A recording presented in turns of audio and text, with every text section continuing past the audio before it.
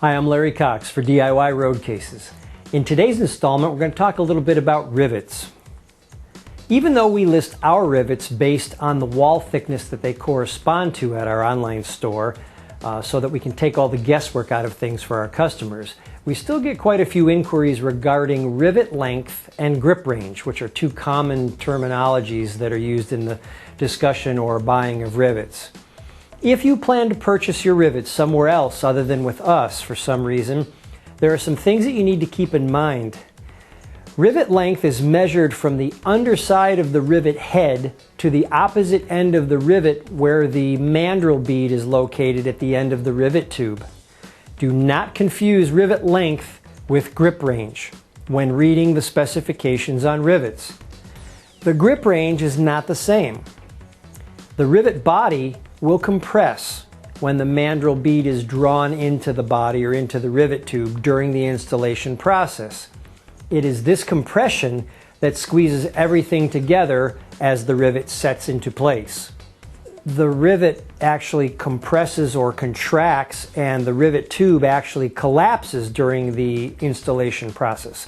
So therefore, the amount of space squeezed together during that time between the rivet head and the mandrel bead as that tube collapses, bringing everything together, is what's known as the grip or the grip range.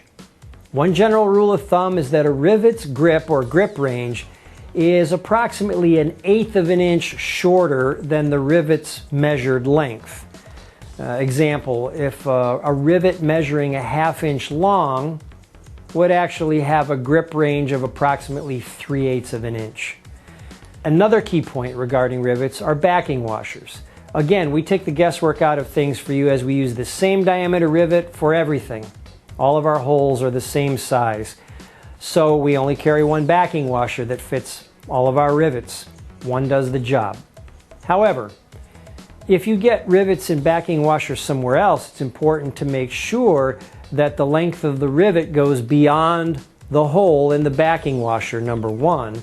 And number two, that the rivet diameter is not much smaller than the washer. In other words, the washer hole could be too big, which when the rivet draws up, it could go right through the hole in the backing washer. So you want to make sure that that backing washer fits snugly when you slide the rivet into it. You don't want any wiggle room on a backing washer.